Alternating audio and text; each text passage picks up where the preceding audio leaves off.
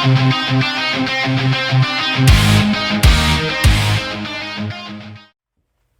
guys, so in today's video, I'm going to show you how to install an interior door. Alright, so the first step is to take the door off the actual frame.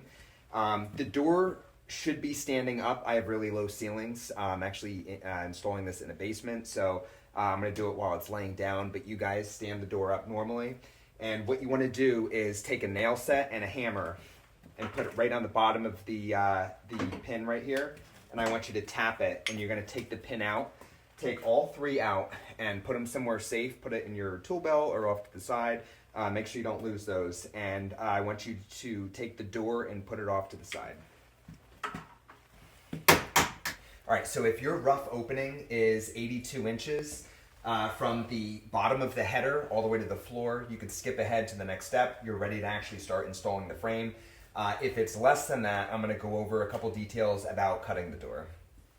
All right, so the first thing I want to talk about is rough openings. So for a standard pre-hung door, the rough opening should be 82 inches from the floor all the way to the header right here.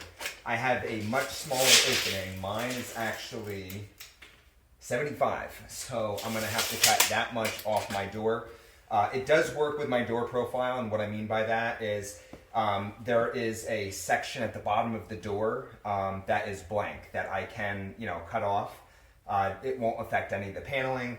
I also have a solid core door, which brings me to my next point. There are three basic types of interior doors. You could do solid pine, solid core, and hollow core.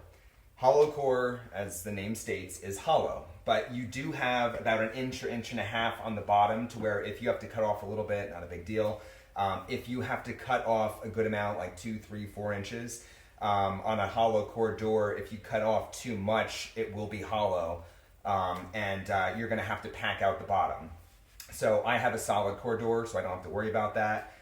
If you have a solid pine door, same thing, it's solid wood, so you can cut off as much as you want, as long as it doesn't mess with the actual paneling of the door. So it depends on what type of actual door profile you have. So me cutting off that much, it does work with my door. It's a little, the bottom hinge is a little low to the ground, but it is what it is. It's the basement, and it's a very unusual size, so it's just what we have to work with. So if you can see that you do have to cut a good amount off your door, make sure you get either solid pine or solid core. All right, so one of my pet peeves are when you have to rip a piece of trim or notch the header. Sometimes it's inevitable, and sometimes it's the door frame's a little too close to the wall and you have to rip a piece. It is what it is. If you can avoid it somehow, that's great. If not, it is what it is. So I do have a chance to create an uninterrupted profile of the trim right here. So what I could do, if I wasn't thinking ahead, I could just cut the door frame in here so it fits in the opening, and then when I go to trim it, I'll have all these little notches right here. I know it's a basement, but if I could just drop it down like 1 more inch and then get that nice interrupted piece of trim going over, that's what I'm going to do. So I came up with this idea. It may not pertain to your project, but I'll show you how I'm going to do mine, and it may work with either this project or something in the future that you have. So it's always good to know different options and ways of doing things. So what I came up with, instead of going right here and maximizing everything, I'm going to drop it down a little bit. So pretty much this is my header piece here. Obviously I cut it longer just for this. I'm going to temporarily nail this up. And pretty much I'm going to get it as high as I possibly can. I'm going to throw the level on, just like this. And I'm going to drop it down. Make sure it's perfectly level right here. I'm going to drop it down a little bit more right there. Perfect. So what I'm going to do is, now you don't want to nail the hell out of this, just one tack on each side. It's really just going to give us the height of what we should cut the door to. So we got one there, one there. Before we take our measurements, check the level. All right, it's perfect. So pretty much this piece of trim is going to stipulate the height of what I cut the actual door frame and the door to. So now that we have this, now we can actually get our sizes and kind of see what we're going to do. All right, so in this scenario, there are two ways that I can actually get the height of what I need to cut the jambs to. I'm going to show you this way first. This does heavily pertain to how I'm doing this with the trim, because you're most likely not going to have this piece of trim here unless you're following me right down to a T and you're kind of in the same situation. So let me show you this first, and then I'll show you the second way, which is most likely going to apply more to your situation. So when the frame actually goes up, picture it coming up here. You have that header piece.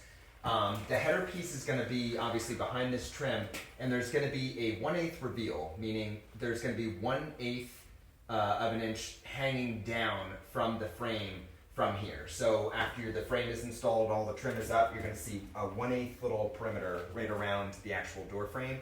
So what I could do is, because the floor is going to be off, so I can't just measure one side and then go cut it, because there are going to be some variations with that. So one thing I can do, I can take my tape, and from right here, right where that door jamb is going to sit, he's going to go up. So the exact number is 73, which means from this bottom right here, I can pretty much measure from the bottom of the header right here and do 72 and 7/8, and that would create my reveal here. I measure the other side and I do those same calculations.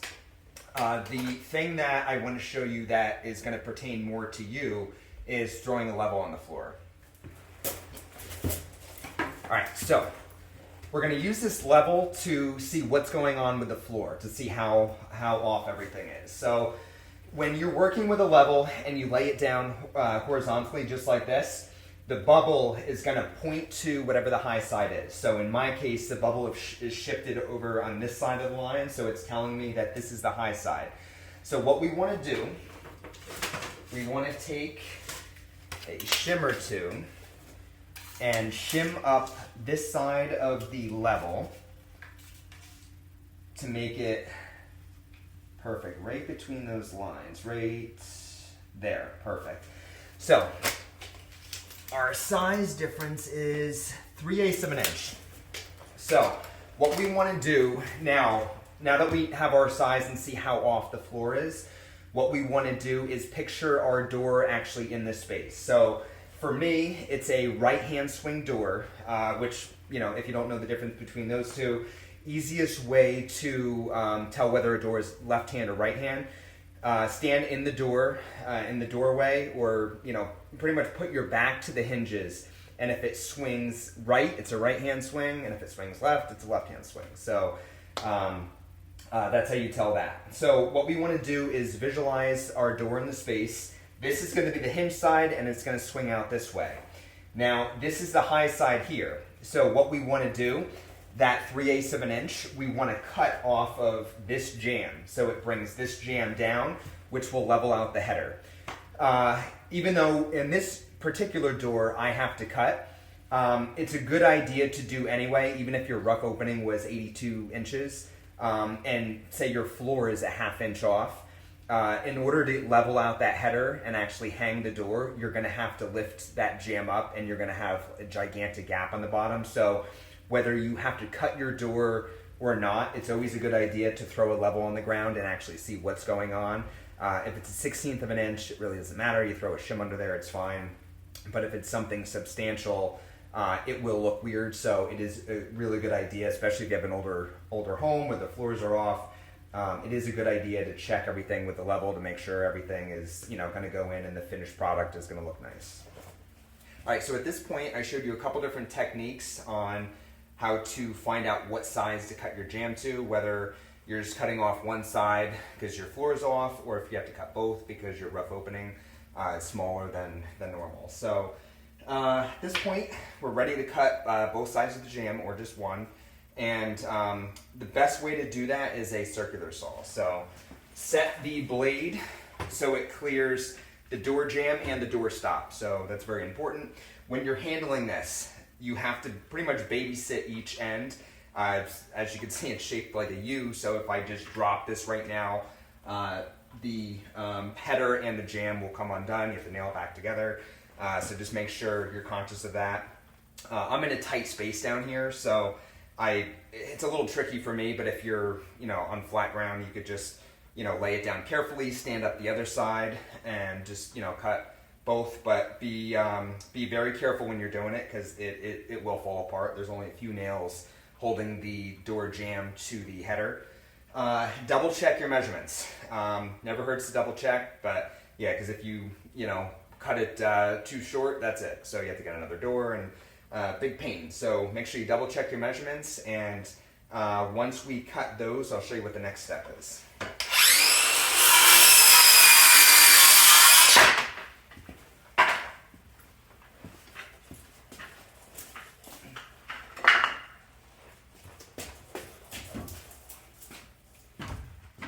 All right, so we have our door frame in. Just for now, I just clamped it with these little clamps here. They're very helpful. You don't necessarily need them, but it does make life a lot easier, just so you're not, babysitting the thing as it wants to fall back and forth. Biggest thing is, I'm looking at mine right here. Reveal looks really good. I don't want to solely rely on that though. I want to throw a 2-foot level on the header.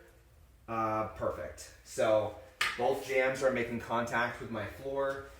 Most people kind of jump the gun and they throw the door frame in and they throw a level on and they just start nailing both sides. If you don't check your header and your header's off and you have both of these sides nailed, it's very problematic. If this side's too low, the door's not going to shut and it's going to keep hitting right into the section here.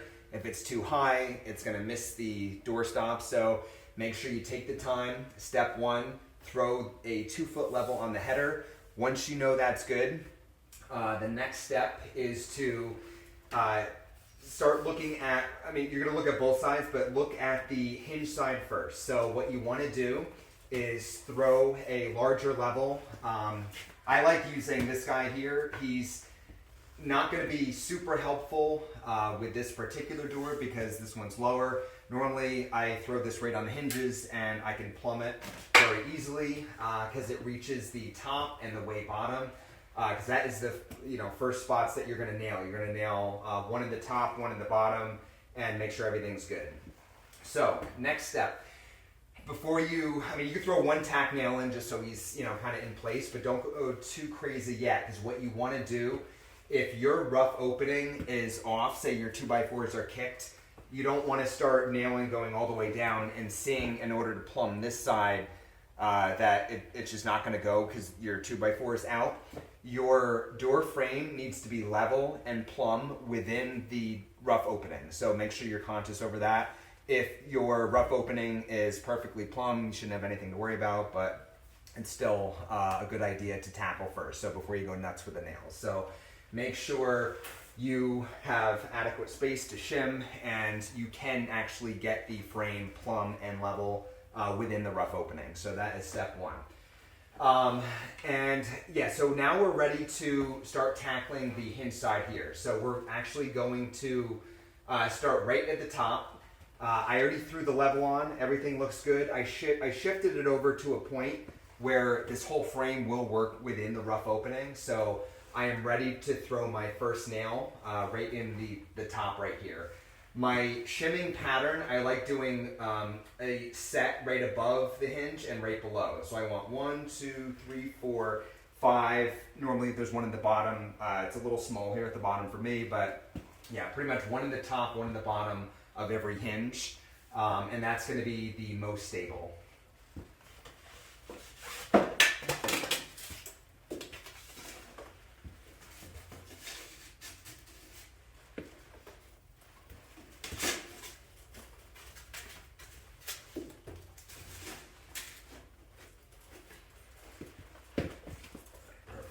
One thing to take note of, again, talking about the rough opening, sometimes your 2x4s can be kicked in or out.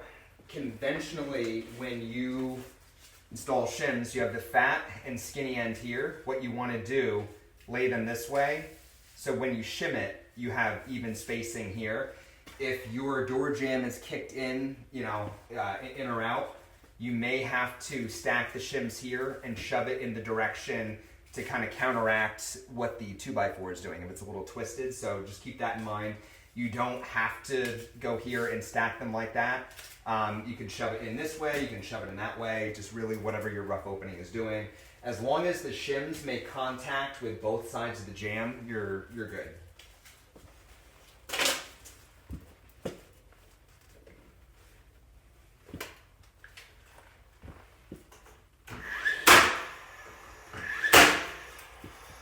Alright, I am using a 16 gauge finish nail gun with 2.5 inch nails.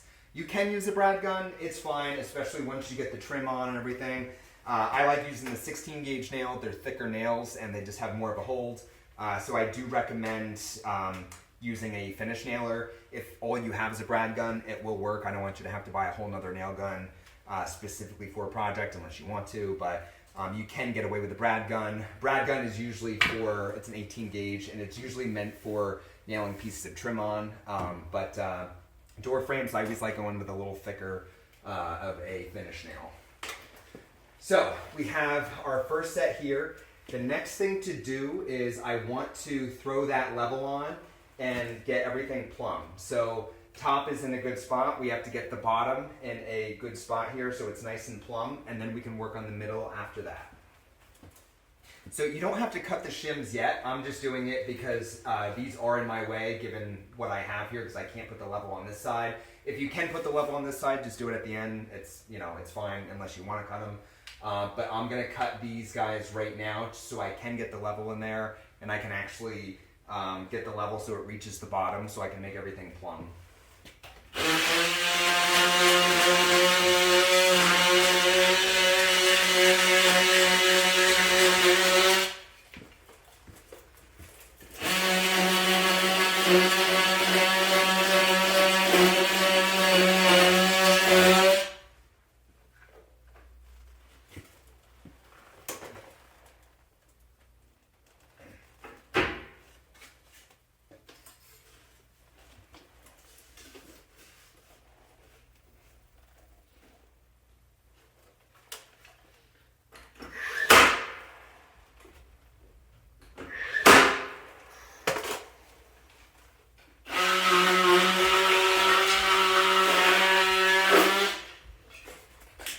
So I have both the top and the bottom shimmed out. It is plumb from this point to the very bottom. The middle is still hanging out here. So that's what we're going to tackle next. All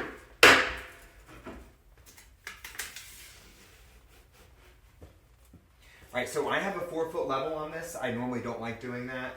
I mentioned before I liked using the large level. I am in a bind here, so you should have your large level on here. Much easier to see because the level's making contact with the top and bottom and you could just see the middle so much easier. But if it's in a weird situation like this, use a 4-foot and make sure you're good right here. So right here, it's plumb from this point all the way at the top. And I know the top is plumb with the bottom. So we should be good here. Before I nail it, I want to check the bottom portion right here.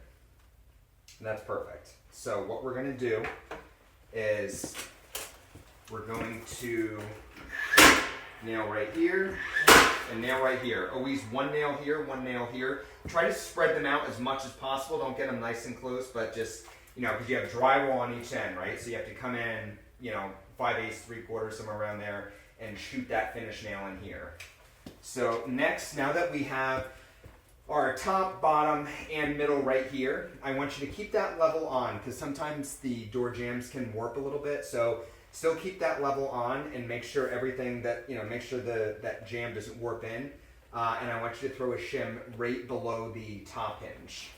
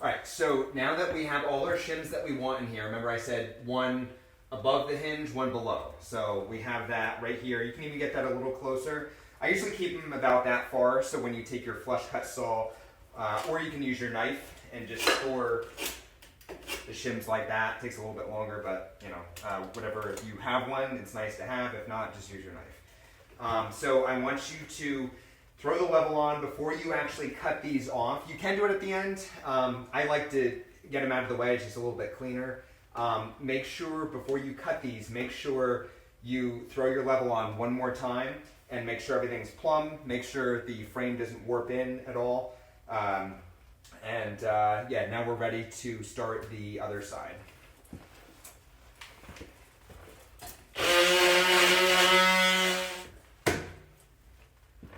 All right, we can get rid of the one clamp for now. I'm gonna leave this one on for right now. So this header right here stipulates the size. So what I want you to do, we don't need to throw the level on just yet. What I want you to do is, since this header is already locked in, I want you to throw a shim right over in this section right here. Looks like mine's a little warped, so just one will be fine. Right over here. Make sure everything's nice and tight.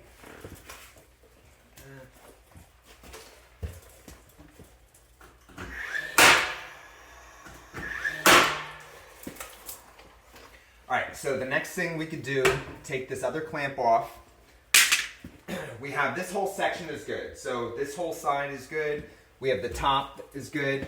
What we want to do is, you can throw the level on here, but I think it's better to go off of actual measurements. So the measurement that should be at the bottom is, for this case, it's exactly 36. If it's a 36-inch door, sometimes it's 36 and an eighth. Sometimes it's 36 and a 16th.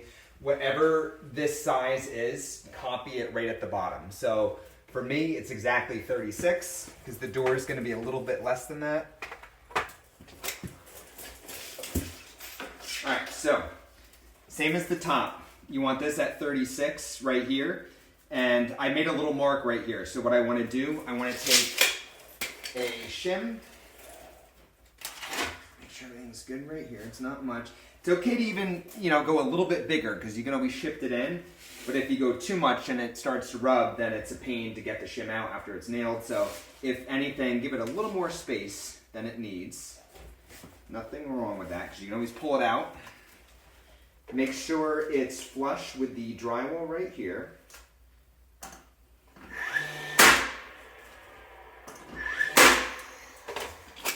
Always double check. All right, I have 36 and a 16, so I give it a little bit more, perfectly fine. Now, what I normally do at this point, this side's all good, fully nailed off. We know our header's good, the top section over here is good, and our bottom is good.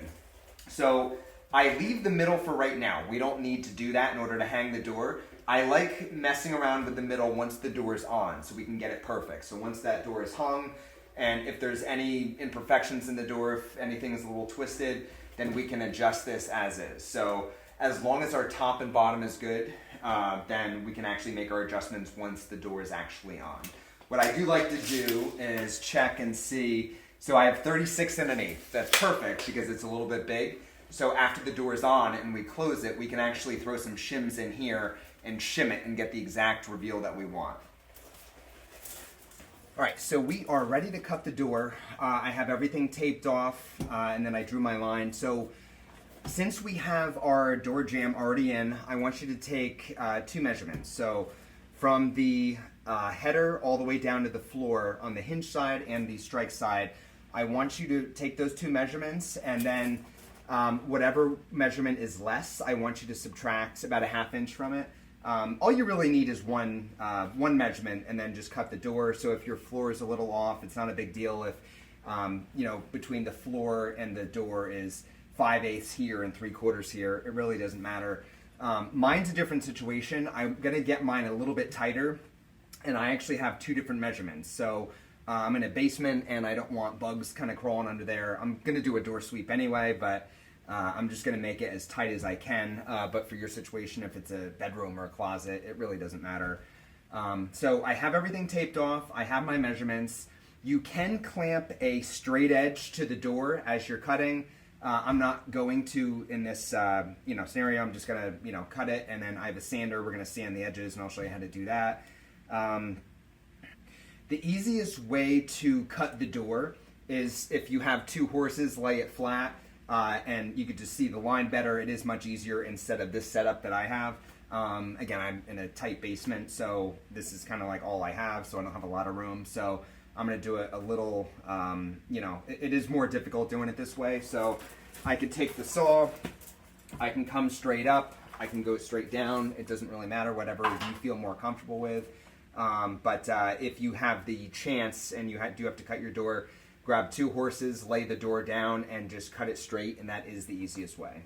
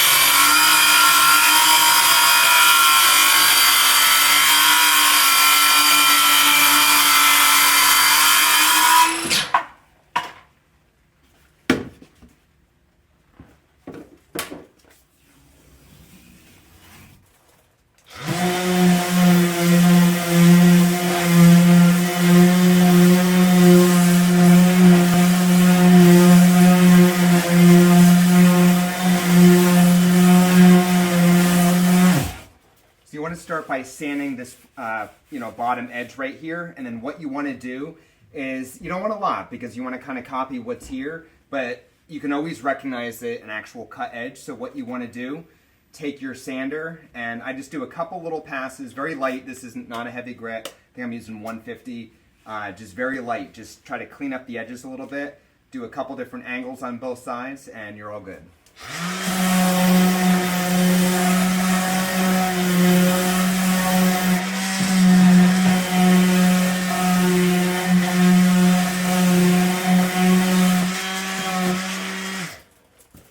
So we have our door cut, our frame is in.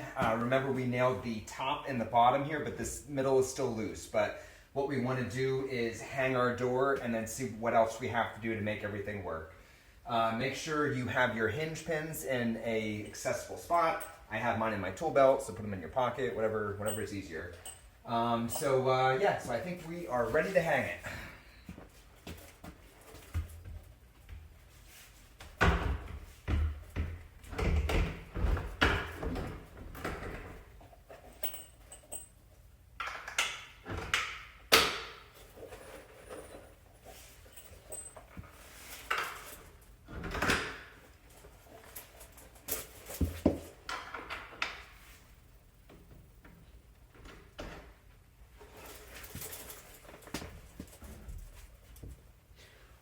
Right, perfect. Everything looks really good here. My reveal at the top is perfect. This looks good right here. The middle actually looks really good. Bottom's good. So we are actually all good. That's usually pretty rare. Sometimes it rubs here and there and we have to kind of make some adjustments. So what we're going to do is finish off this middle right here. So grab your nail gun. All right, so once you have your nail gun and your shims, what we're gonna do right there looks pretty good. So what we wanna do is just get it, just so it's snug right over here. So on this side, on the strike side, I like doing one shim above the lock set and one below. And then, fill in, you already have one at the top, one at the bottom. One in between the middle and the top is fine right here, and then one down there. So the really important side is the hinge side. That's kind of like the stability of the door.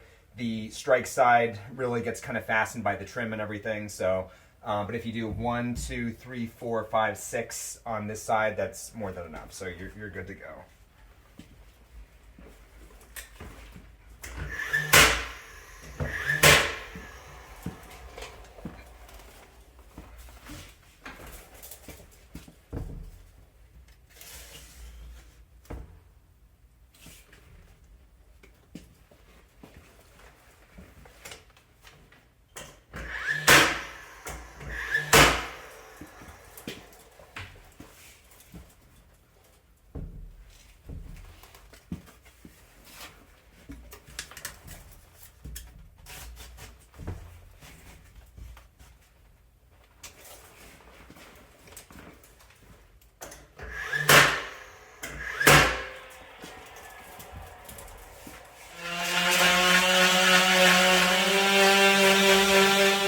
right, so if you do have problems with your reveal or something's too tight and you're kind of a little stuck, I do have another video on how to stop a door from rubbing that might help you in terms of what you would have to do to kind of kick the hinge over.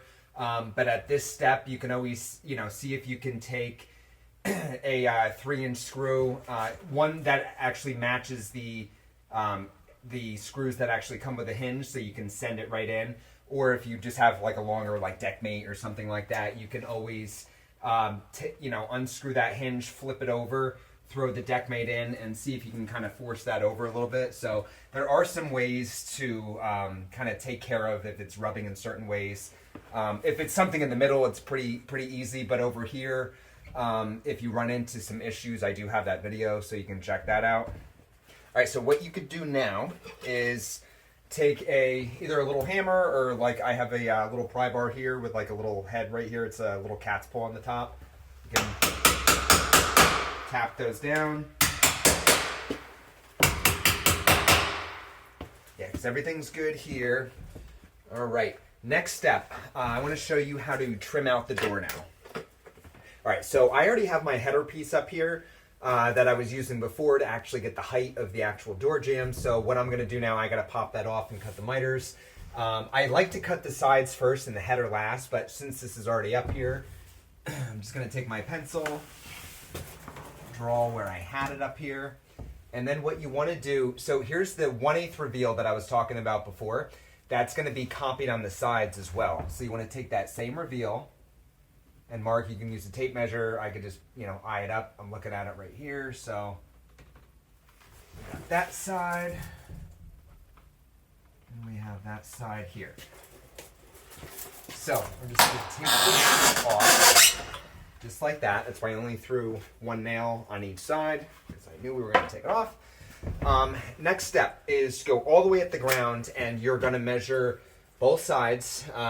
Even if you didn't cut the door, and everything is even, your floor is perfect, it's always a good idea to measure both sides.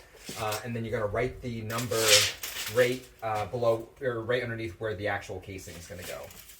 So for my door, we're looking at 73 inches, and that's to the short point. 73 inches. So picture a miter right here, right? We have the trim going up, and then this is the shortest point, and here's the long point over here by where my pinky is. So what you want to do when you're cutting door casing, you want to go to the floor, and it's always going to be to the short point. So when you throw that piece on the chop saw, make sure, you have to visualize the piece where that's going to land, where it's going to go right here, and it's going to be 73 to the short point here. On this side, we have, what we got here? We have 73 and a half. So 73 and a half. So let's go over to our miter saw and cut those pieces. All right, so I'm going to start with the left side. Doesn't really matter what side. I'm just going to pick that one. First thing you want to do to your piece, if this is the left side, this is where the miter is, and on the other end is just a straight cut. I already cut that, but just make sure, even if it's from the factory, just cut it. Just good practice, just in case something's a little off. So our number on the left side was 73. So I'm going to mark 73, and that's the short point right here. Now, what we want to do now is, if that's the short point, then we're going to have to bring this over to 45 degrees. And we're going to line it up so that blade hits right on that line right here. So obviously that's the good piece, so the blade should be on this side. I know that sounds like common sense, but I see people mess that up all the time. The blade's on the wrong side, and then your piece is about 1/8 too short. So make sure you're very conscious over that. Everything is flat against the fence right here. Line up this.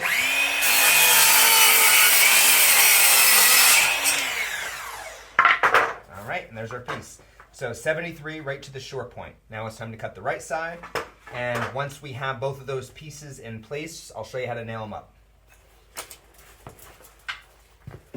All right, so we have both pieces ready to go. I'm going to start with this guy right here. And what we want to focus on is that line that I drew, or if you just have a mark, you know, mark 1/8 up, 1/8 over, and where those two lines intersect, you want that short point to be right on that spot. So everything looks good here. So what I'm going to do, send one nail through the jamb, and by the way, we're going to switch to our 18 gauge brad nail gun. You can use your finish nail gun. It's a little dramatic for casing, and sometimes if you're right on the edge, sometimes those big nails will kind of kick off. So again, depending on what gun you're working with, I prefer the brad gun, but you can use the finish nail gun as well. So I like to get one right into here, and then I have the stud right behind this. So you want to do two, and then just follow that pattern right down. You don't have to be too calculated with the nails, maybe somewhere 16 inches, 18 inches, just right down, just as long as it stays up, and you're good to go.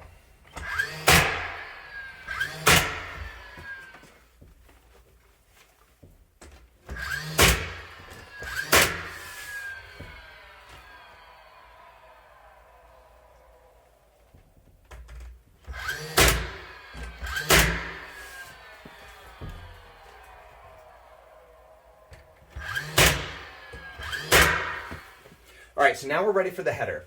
Couple different ways to measure this. You can go from short point to short point.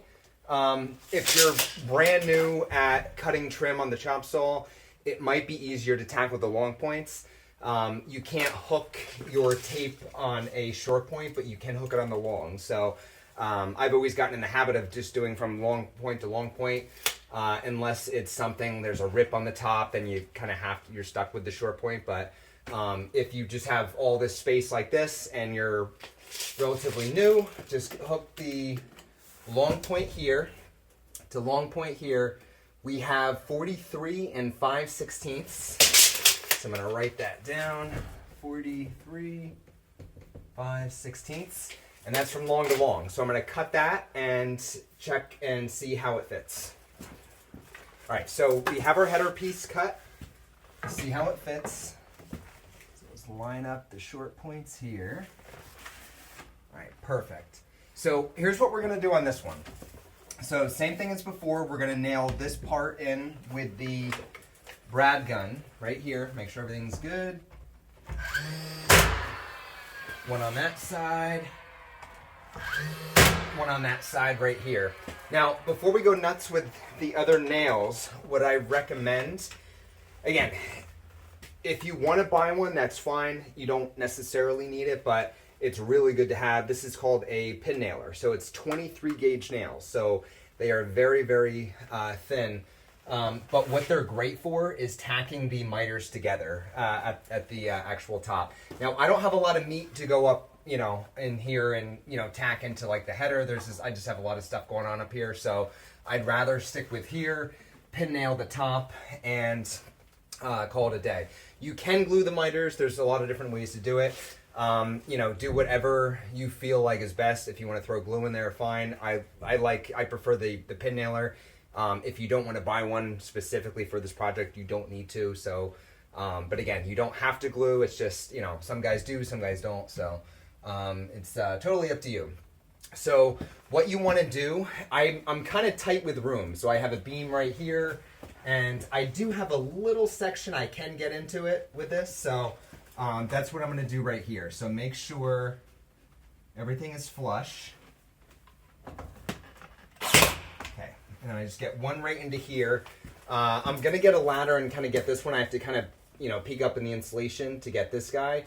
But after he is in, throw maybe one in the middle, one here, or just do 1, 2. You know, totally up to you. Go right here, and that'll keep that header in place.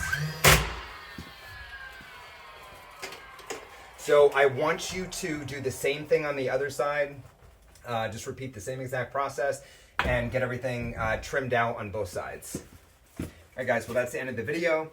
I hope everything was helpful. I know this wasn't the most conventional video.